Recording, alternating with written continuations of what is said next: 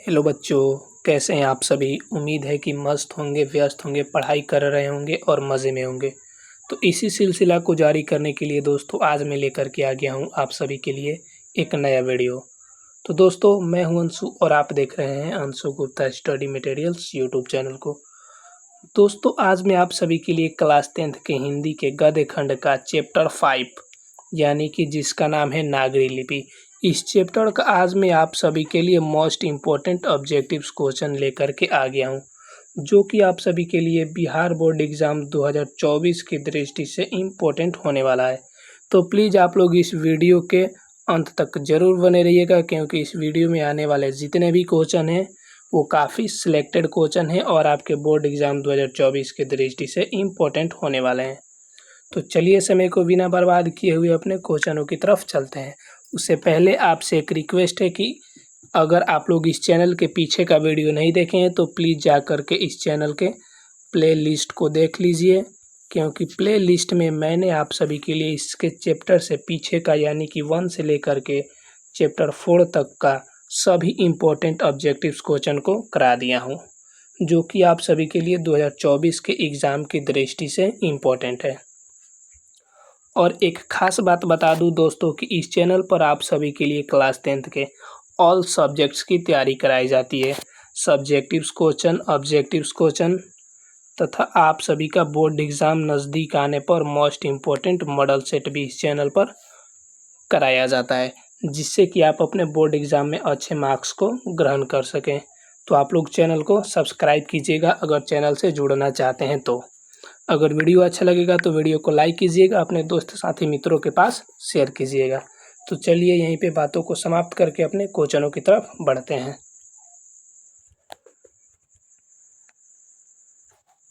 First question आप सभी को स्क्रीन पर दिख रहा होगा।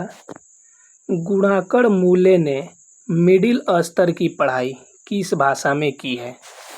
ऑप्शन दिया गया है मराठी भाषा में, पंजाबी भाषा में, बांग्ला भाषा में, अंग्रेजी भाषा में। तो फर्स्ट ऑफ ऑल जानते हैं कि ये गुणाकर मूले कौन है। तो गुणाकर मूले जो आप सभी के वो इस चैप्टर यानी कि नागरी लिपि के लेखक हैं। ठीक, नागरी लिपि के लेखक कौन है? गुणाकर मूले। उन्हीं को पूछा गया है कि उन्होंने मिडिल स्तर की पढ़ाई किस भाषा में की है। तो इसके लिए करेक्ट आंसर ऑप्शन ए हो जाएगा, मराठी भाषा में उन्होंने मिडिल स्तर की पढ़ाई की हुई है। ठीक, तो फिर चलेंगे इसी तरह से अपने अगले क्वेश्चंस की तरफ और देखेंगे कि अगला क्वेश्चंस क्या है। अगला क्वेश्चन आप सभी को स्क्रीन पर दिख रहा होगा, जो कि मोस्ट इम्पोर्टेंट है। क्वेश्चन है कि मूले ने अंग्रेजी व हिंदी की पढ़ाई कहाँ पर की थी? ऑप्शन दिया गया दिल्ली में, जौनपुर में, वर्धा में, इलाहाबाद में। तो गुणाकर मूले जो कि नागरी लिपि पाठ के लेखक हैं, उन्होंने अंग्रेजी व हिंदी की पढ़ाई वर्धा में किए थे, जो कि आप सभी के लिए ऑप्शन सी में दिख रहा होगा और ऑप्शन सी जो हो जाएगा इसके लिए बिल्कुल ही करेक्ट आंसर हो जाएगा। फिर चलते हैं अपने आगे की क्वेश्चनों को देखने। अगला क्वेश्चन आप सभी को स्क्रीन पर दिख रहा होगा। दिया गया है कि नेपाली भाषा किस लिपि में लिखी जाती है? ऑप्शन दिया गया गुरुमुखी लिपि में, खरोष्टी लिपि में, ब्राह्मणी लिपि में, देवनागरी लिपि में। तो नेपाली जो भाषा होती है ना, वह मुख्य रूप से देवनागरी लिपि में लिखी जाती है। सो ऑप्शन डी इसके लिए करेक्ट हो जाएगा। वहीं पे बात करें खरोष्टी लिपि, तो ये उर्दू लिखा जाता है खरोष्टी लिपि में। ठीक, तो ये आप सभी को नहीं पूछेगा, क्योंकि केवल इसमें देवनागरी लिपि के बारे में यानी कि नागरी लिपि के बारे में बताया गया है। वैसे आप लोग याद रखने के लिए लग सकते हैं कि जो खरोष्टी लिपि होती है उसमें उर्दू को लिखा जाता है। फिर चलेंगे अगले क्वेश्चंस की तरफ। तो अगला क्वेश्चन आप सभी को स्क्रीन पर दिख रहा होगा कि बांग्ला लिपि प्राचीन नागरी लिपि की है? बहन, पुत्री, भगिनी या बहू? तो देखिए, ये जो बांग्ला लिपि और ये नागरी लिपि जो होती है ना, वो दोनों एक दूसरे की बहन मानी जाती है। सो ऑप्शन जो बी हो जाएगा इसके लिए बिल्कुल ही करेक्ट हो जाएगा। बांग्ला लिपि और नागरी लिपि एक दूसरे की बहन होती है। फिर चलेंगे अपने नेक्स्ट क्वेश्चंस की तरफ और देखेंगे कि नेक्स्ट क्वेश्चंस क्या है। नेक्स्ट क्वेश्चन काफ़ी ही इम्पोर्टेंट है आप सभी के लिए बोर्ड एग्जाम 2024 के दृष्टि से। क्वेश्चन दिया गया है कि केरल के शासकों के द्वारा सिक्कों पर वीर केरलस्य शब्द किस लिपि में लिखी गई थी? तो इसका अर्थ पहले समझते हैं। यानी कि जो केरल के शासक थे उन्होंने अपना जो सिक्का जारी किया था उस पर वीर केरलस्य शब्द लिखवाया था, ठीक। तो उसको किस लिपि में लिखवाया था? ऑप्शन दिया गया है नागरी लिपि, ब्राह्मणी लिपि, नंदी नागरी लिपि, गुरुमुखी लिपि।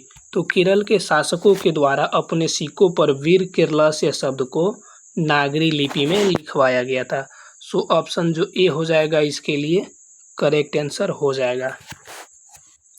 दोस्तों वीडियो समझ में आ रहा हो तो वीडियो को लाइक कीजिए, चैनल को सब्सक्राइब कीजिए, वीडियो को अपने दोस्तों के पास शेयर कीजिए और आप लोग इस चैनल के प्रत्येक वीडियो को पाने के लिए बेल आइकन को प्रेस ज़रूर करके ऑल पर क्लिक कर दीजिएगा। चलते हैं अगले क्वेश्चन की तरफ। तो अगला क्वेश्चन है कि पहले पहल किन राजाओं के लेखों के लिपि को नंदी नागरी नाम दिया गया था? ऑप्शन इसके लिए दिया गया है देवगिरी के राजाओं का, विजयनगर के राजाओं का, राष्ट्रकूट के राजाओं का या चोल राजाओं का। तो पहले पहल जो थे ना वो राष्ट्रकूट के राजाओं के लेखों के लिपि को क्या नाम दिया गया था? तो नंदी नागरी। सो ऑप्शन सी इसके लिए करेक्ट हो जाएगा। फिर चलते हैं बच्चों अपने नेक्स्ट क्वेश्चनों को देखने की नेक्स्ट क्वेश्चंस क्या है। नेक्स्ट क्वेश्चन भी आप सभी के एग्जाम की दृष्टि से 2024 के लिए इम्पोर्टेंट है। क्वेश्चन है कि टकसाल का संबंध है सिक्कों से, अभिलेखों से, लिपि से या फिर अनाज के ढेर से। तो टकसाल जो होता है ना मुख्य रूप से उसका संबंध सिक्का से होता है जो कि चांदी की तरह कुछ होता है सिक्कों में, ठीक। सो ऑप्शन जो ए हो जाएगा इसके लिए बिल्कुल ही करेक्ट आंसर हो जाएगा। टकसाल का संबंध सिक्कों से होता है। फिर चलेंगे अपने नेक्स्ट क्वेश्चंस की तरफ। तो नेक्स्ट क्वेश्चन भी इम्पोर्टेंट है आप सभी के बोर्ड एग्जाम की दृष्टि से। क्वेश्चन है कि श्रवण बेलगोला स्थान का संबंध है जैन धर्म से, बौद्ध धर्म से, सिख धर्म से, वैष्णव धर्म से। तो देखिए श्रवण बेलगोला जो स्थान है ना उसका मुख्य जो संबंध है वो जैन धर्म से है। यानी कि ऑप्शन जो ए हो जाएगा इस क्वेश्चन के लिए करेक्ट हो जाएगा। फिर चलेंगे इसी तरह से अपने आगे के क्वेश्चनों को देखने और देखेंगे कि अगला क्वेश्चन हमारा क्या है। अगर अभी तक आप लोग वीडियो को लाइक नहीं किए हैं तो वीडियो को लाइक कीजिए और इस चैनल को सब्सक्राइब करके प्लीज़ जा करके आप लोग एक बार प्ले लिस्ट को ज़रूर देख लीजिए, क्योंकि इसमें प्ले लिस्ट 2024 के नाम से सभी विषयों का लाइन बाय लाइन बना दिया गया। हिंदी के प्ले लिस्ट अलग हैं, सोशल साइंस के प्ले लिस्ट अलग हैं, फिर गणित यानी कि मैथ के अलग हैं, हिंदी के प्ले लिस्ट अलग हैं, संस्कृत के प्ले लिस्ट अलग हैं। यानी कि सभी विषयों के प्ले लिस्ट अलग अलग आपको 2024 के नाम से दिख जाएंगे।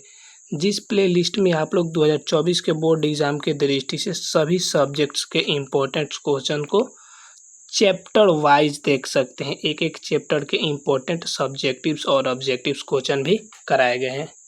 इन सभी क्वेश्चनों को देख लेने के बाद आप सभी के लिए जब एग्ज़ाम नज़दीक आएगा यानी कि नवंबर टू फरवरी, इसमें आप सभी के लिए मैं खुद से एक ग्रेट मॉडल पेपर जारी करूंगा, ठीक, जिसमें इम्पोर्टेंट सभी क्वेश्चंस होंगे सभी सब्जेक्ट से। सभी सब्जेक्ट्स के कितने मॉडल सेट होंगे? 5-5 मॉडल सेट होंगे और जितना भी क्वेश्चन होगा उसी मॉडल सेट से 100% लड़ेगा। तो आप लोग चैनल को सब्सक्राइब कीजिए ताकि आपको भी मिले ये ग्रेट मॉडल पेपर और आप अपने बोर्ड एग्ज़ाम में अच्छे मार्क्स को ग्रहण कर पाएँ। तो चलिए अब क्वेश्चन की बात करते हैं। क्वेश्चन है कि किस शासक ने अपने सिक्कों पर राम सीता की आकृति और नागरी लिपि में रामसीय शब्द अंकित करवाए थे? ऑप्शन दिया गया है शेरशाह सूरी, हरिहर, अकबर, चंद्रगुप्त द्वितीय। तो देखिए इसके लिए करेक्ट आंसर हो जाएगा अकबर, यानी कि ऑप्शन सी जो हो जाएगा इसके लिए बिल्कुल ही करेक्ट हो जाएगा। अकबर ही एक वैसे शासक थे जिन्होंने अपने सिक्कों पर राम और सीता जी की आकृति को अंकित किया था और उस पे नागरी लिपि में क्या लिखवाया था, तो रामस्ये शब्द को लिखवाया था। तो क्वेश्चन ये भी पूछ सकता है कि अकबर ने अपने सिक्कों पर रामस्ये शब्द को किस भाषा में लिखवाया था, तो नागरी भाषा में। इसको भी आप लोग नागरी लिपि में याद रख लीजिएगा, क्योंकि क्वेश्चन घुमा भी सकता है बोर्ड एग्जाम में थोड़ा सा, तो उससे कोई लेना देना नहीं है। आप लोग समझ के पढ़िएगा तो पूरा बनेगा। अगला क्वेश्चन है कि नागरी लिपि शीर्षक निबंध के निबंधकार हैं। तो नागरी लिपि के ऑप्शन दिया गया है गुणाकर मूले, रामचंद्र शुक्ल, डॉक्टर भोलानाथ तिवारी, बाबूराम सक्सेना। तो मैंने शुरू में ही बता दिया था कि नागरी लिपि के लेखक कौन है, तो गुणाकर मूले जी हैं, जिनके अगर जन्म की बात करें तो इनका जन्म हुआ था 1935 ईस्वी में, जो कि महाराष्ट्र में हुआ था। और इनकी मृत्यु की बात करें तो इनका मृत्यु हुआ था 2009 में। तो क्वेश्चन ये भी पूछ सकता है कि गुणाकर मूले का जन्म कब हुआ, 1935 कहाँ पर हुआ था, महाराष्ट्र में, और मृत्यु कब हुई, तो 2009 ईस्वी में। किसी भी लेखक को आप सभी को कम से कम उनका जन्म, उनकी मृत्यु याद कर लेना है। इससे आपके बोर्ड एग्जाम में 3 या 4 मार्क्स के ऑब्जेक्टिव क्वेश्चन पूछे जाते हैं, तो आप लोग याद जरूर कर लीजिएगा। और उनके प्रमुख लेखनों को नाम जरूर याद कर लीजिएगा कि उनकी रचना कौन कौन सी है। तो फिर चलते हैं अपने आगे के क्वेश्चनों को देखने और देखेंगे कि अगला क्वेश्चन क्या है। अगला क्वेश्चन आ गया आप सभी के स्क्रीन पर, जो कि बोर्ड एग्जाम के लिए काफ़ी ही इम्पोर्टेंट क्वेश्चंस हैं। क्वेश्चन है कि नागरी लिपि शीर्षक पाठ किस पुस्तक से लिया गया है। अक्षरों की कहानी, भारतीय लिपियों की कहानी, अक्षर कथा, इनमें से कोई नहीं। तो इसका अर्थ पहले हम समझते हैं। तो मतलब हुआ कि नागरी लिपि जो हमारा ये शीर्षक पाठ है ना, उसको किस पुस्तक से लिया गया है, तो उसको लिया गया है भारतीय लिपियों की कहानी से। सो ऑप्शन बी इस क्वेश्चन के लिए करेक्ट आंसर हो जाएगा। अब क्वेश्चन ये भी पूछ सकता है कि भारतीय लिपियों की कहानी किनके द्वारा लिखी गई है, तो भारतीय लिपियों की कहानी जो है वो भी गुणाकर मूले के द्वारा ही लिखी गई है। तो इसको भी आप लोग याद कर लीजिएगा कि भारतीय लिपियों की कहानी किनके द्वारा लिखी गई है, तो गुणाकर मूले। फिर चलेंगे अपने अगले क्वेश्चंस की तरफ। तो अगला क्वेश्चन आप सभी को स्क्रीन पर दिख रहा होगा, दिया गया है कि मराठी भाषा की लिपि कौन सी है, ब्राह्मणी, नंदी नागरी, देवनागरी या फिर मराठी। इस बात को हमें बताना है कि मराठी भाषा की लिपि कौन सी है। तो मराठी भाषा की लिपि जो है वो देवनागरी लिपि है। सो ऑप्शन जो सी हो जाएगा इसके लिए करेक्ट हो जाएगा। मराठी भाषा जो होती है वो देवनागरी लिपि में लिखी जाती है। फिर समय को बिना बर्बाद किए हुए चलेंगे अपने नेक्स्ट क्वेश्चंस की तरफ। तो देखेंगे कि नेक्स्ट क्वेश्चंस क्या है। नेक्स्ट क्वेश्चन है कि सिद्धम क्या है। इम्पोर्टेंट क्वेश्चन है जो कि आप सभी के बोर्ड एग्जाम में कई बार पूछा जा चुका है। ऑप्शन दिया गया है मंत्र, सिद्ध जोगी, साधु, एक प्रकार की लिपि। तो सिद्धम जो है ना वो मुख्य रूप से एक प्रकार की लिपि होती है, जिस तरह से देवनागरी एक लिपि होती है।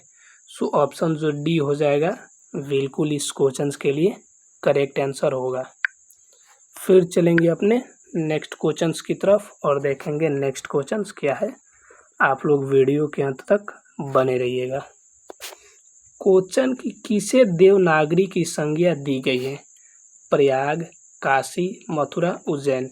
ये चारों जो है वो स्थान के नाम हैं। तो इन्हीं स्थानों में देवनागरी की संज्ञा किसे दी गई है, तो काशी को देवनागरी की संज्ञा दी गई है। सो ऑप्शन बी इसके लिए करेक्ट हो जाएगा मेरे प्यारे साथियों। फिर चलते हैं अपने नेक्स्ट यानी कि आगे के क्वेश्चनों को देखने।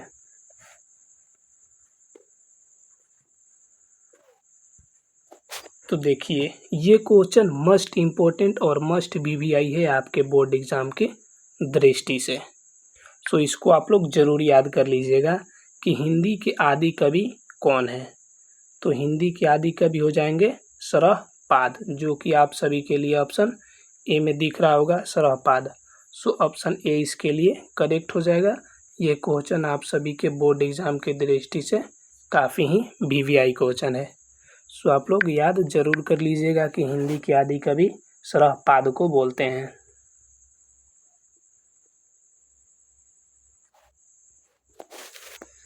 क्वेश्चन है कि अमोघ वर्ष कौन था। ऑप्शन दिया गया एक विद्वान, प्रख्यात राष्ट्रकूट राजा, एक कवि, राज वैद। तो अमोघ वर्ष एक व्यक्ति का नाम था जो क्या था, एक प्रख्यात राष्ट्रकूट का राजा था।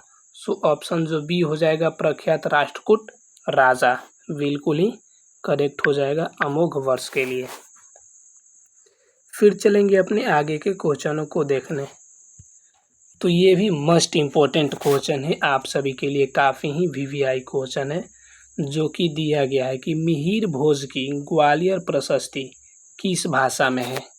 तो मिहिर भोज की ग्वालियर प्रशस्ति संस्कृत भाषा में है। सो ऑप्शन जो सी हो जाएगा इसके लिए करेक्ट हो जाएगा। यहीं पे ये भी क्वेश्चन पूछ सकता है कि संस्कृत भाषा को किस लिपि में लिखा जाता है।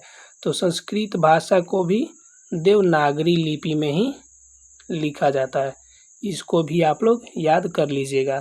और कुछ ज़्यादा क्वेश्चन घुमाएगा तो ये भी पूछ सकता है कि मिहिर भोज की ग्वालियर प्रशस्ति संस्कृत किस लिपि में लिखी जाती है, तो देवनागरी। तो इसको आप लोग याद कर लीजिएगा ताकि क्वेश्चन घुमाए तो उतना टेंशन ना हो, आप लोग आसानी से बना दीजिएगा। ये क्वेश्चन तो इस चैप्टर का सबसे इम्पोर्टेंट क्वेश्चन है और कई बार ये क्वेश्चन आप सभी के बोर्ड एग्जाम में पूछा जा चुका है कि बेतमा कहाँ है। तो बेतमा है इंदौर के पास। वैसे तो आप लोग इंदौर का नाम भली भांति से परिचित होंगे। तो सो ऑप्शन जो ए हो जाएगा इसके लिए करेक्ट हो जाएगा। इसको याद जरूर कर लीजिएगा कि बेतमा इंदौर के पास है। फिर चलेंगे आगे के क्वेश्चनों को देखने। तो अगला क्वेश्चन है कि ईसा की 14वीं और 15वीं सदी के विजयनगर के शासकों ने अपने लेखों की लिपि को क्या कहा है। तो उस समय उन्होंने अपने लेखों की लिपि को नंदी नागरी कहा है। सो ऑप्शन ए इस क्वेश्चन के लिए करेक्ट हो जाएगा। फिर चलेंगे अपने नेक्स्ट क्वेश्चन की तरफ। तो नेक्स्ट क्वेश्चन काफ़ी ही इम्पोर्टेंट क्वेश्चन है इस चैप्टर का, जो कि बोर्ड एग्जाम 2024 की दृष्टि से महत्वपूर्ण है। हिंदी लिखी जाती है, तो हिंदी देवनागरी लिपि में लिखी जाती है, जो कि मैंने पहले ही 2 या 3 नंबर क्वेश्चन में बता दिया था। ये क्वेश्चन रिपीट हो चुका है, आप लोग इसको ज़रूर याद कर लीजिएगा क्योंकि ये क्वेश्चन इम्पोर्टेंट है। सो ऑप्शन ए इस क्वेश्चन के लिए करेक्ट हो जाएगा। फिर चलेंगे अपने नेक्स्ट क्वेश्चन की तरफ। तो नेक्स्ट क्वेश्चन आप सभी को दिख रहा होगा कि विजयनगर के राजाओं के लेखों की लिपि को क्या नाम दिया गया है। ऑप्शन दिया गया है ब्राह्मणी लिपि, सिद्धम लिपि, नंदी नागरी लिपि या नागरी लिपि। तो इसका करेक्ट आंसर विजयनगर के जो राजाओं थे उनकी लिपि का नाम था नंदी नागरी। सो ऑप्शन सी इस क्वेश्चन के लिए करेक्ट हो जाएगा। फिर समय को बिना बर्बाद किए हुए चलते हैं अपने नेक्स्ट क्वेश्चन की तरफ। दोस्तों वीडियो अच्छा लग रहा हो तो वीडियो को लाइक कीजिए और चैनल को सब्सक्राइब तो ज़रूर कीजिए। अगला क्वेश्चन है कि नागरी लिपि कब एक सार्वदेशिक लिपि थी। तो इसके लिए करेक्ट आंसर हो जाएगा 8वीं 11वीं सदी में। अगर केवल 1 सदी की बात करें ऑप्शन में तो आप लोग इसको याद कर लीजिएगा 9वीं सदी में, अन्यथा 8 से 11 को तो ऑप्शन के अनुसार चूज कर दीजिएगा। अगर करेक्ट पूछे तो 9वीं सदी जहाँ पर ऑप्शन में दिखे उसको टिक जरूर कीजिएगा आप लोग। सो फिर चलेंगे अपने नेक्स्ट क्वेश्चंस की तरफ। तो नेक्स्ट क्वेश्चन मोस्ट इम्पोर्टेंट है कि पहले दक्षिण भारत की नागरी लिपि क्या कहलाती थी। तो पहले थी ना दक्षिण भारत की जो नागरी लिपि थी उसको नंदी नागरी के नाम से जाना जाता था। सो ऑप्शन जो ए हो जाएगा इसके लिए बिल्कुल ही करेक्ट आंसर हो जाएगा। फिर अब चलते हैं अपने आगे के क्वेश्चनों को देखने। तो इस क्वेश्चन को मैंने पीछे ही बता दिया था कि गुणाकर मूल्य का जन्म 1935 ईस्वी में महाराष्ट्र में हुआ था। ये क्वेश्चन कि गुणाकर मूल्य का जन्म कहाँ हुआ था तो महाराष्ट्र में, ऑप्शन सी इसके लिए करेक्ट हो जाएगा। इस क्वेश्चन को मैंने पीछे ही बता दिया था।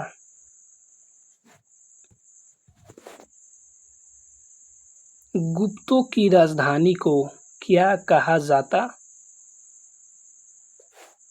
होगा। ठीक, तो गुप्तों की राजधानी को देवनगर कहा जाता था।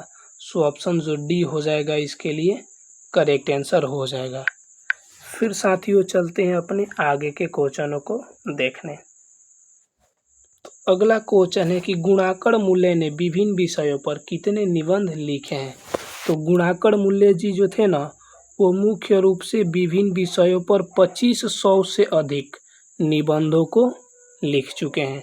तो 2500 से अधिक यानी कि ऑप्शन जो बी हो जाएगा इसके लिए बिल्कुल ही करेक्ट आंसर हो जाएगा।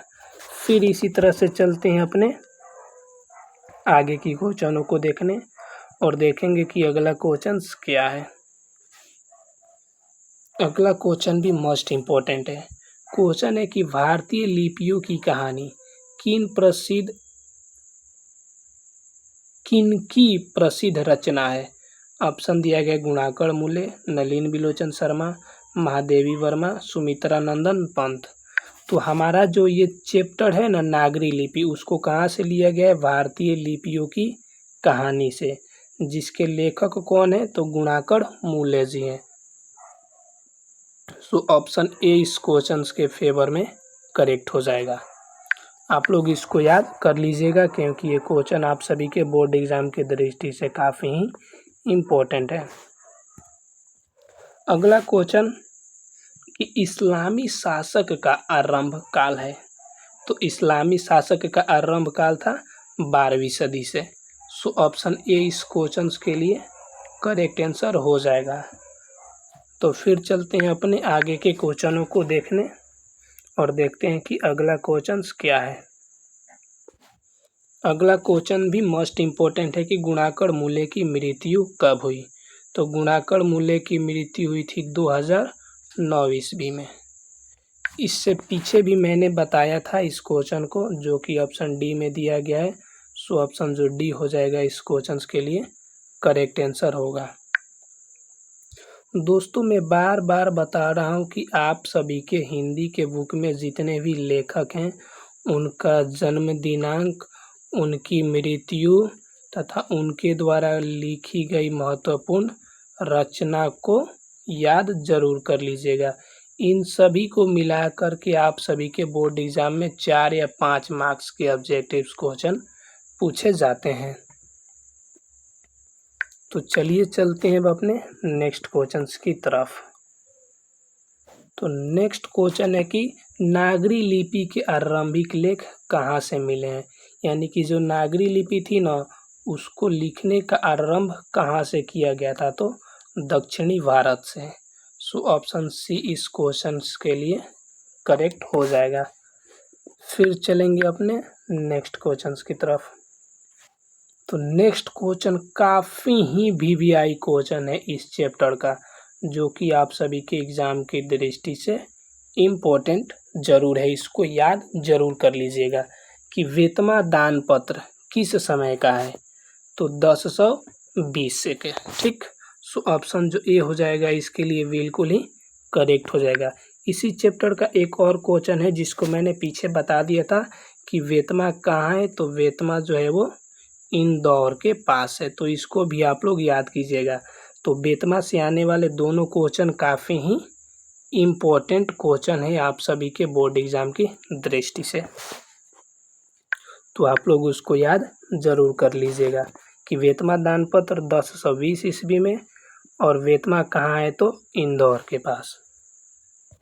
अगला क्वेश्चन है कि उत्तर भारत से नागरी लिपि के लेख कब से मिलने लगते हैं। ऑप्शन दिया गया है 8वीं सदी, 6ठी सदी, 9वीं सदी और 4थी सदी। तो ये इस वीडियो का अंतिम क्वेश्चन है और आप सभी इसका आंसर अपने इस प्यारे से कमेंट बॉक्स में पिन कीजिएगा ताकि हमको पता चले कि आपकी तैयारी जो है वो काफ़ी ज़बरदस्त चल रही है और आप अपने बोर्ड एग्ज़ाम में अच्छे मार्क्स को ग्रहण करने के लायक हैं। तो चलिए दोस्तों, आज के वीडियो को हम लोग यहीं पे समाप्त करते हैं और मिलेंगे नेक्स्ट वीडियो में। तब तक आप लोग इस प्यारा सा एक यूट्यूब चैनल है आपका जिसका नाम है अंशु गुप्ता स्टडी मटेरियल्स, इसको साथियों सब्सक्राइब कीजिए। वीडियो समझ में आया हो तो इस वीडियो को लाइक कीजिए तथा अपने दोस्तों के पास ज़्यादा से ज़्यादा मात्रा में शेयर भी कीजिए ताकि आपके साथ हम हमेशा जुड़े रहें और आप अपने बोर्ड एग्ज़ाम में प्रत्येक सब्जेक्ट्स में 90+ मार्क्स को ग्रहण जरूर करें। और हाँ, वीडियो कैसा लगा कमेंट बॉक्स में पिन जरूर कीजिएगा और जो क्वेश्चन छूटा था उसका आंसर कमेंट बॉक्स में लास्ट वाले का जरूर पिन कीजिएगा। और इस चैनल के पीछे का वीडियो जरूर देखिएगा जिसकी प्लेलिस्ट में आप सभी के लिए बना हुआ है। ठीक, तो चलिए आज के वीडियो को यहीं पे समाप्त करते हैं। जय हिंद।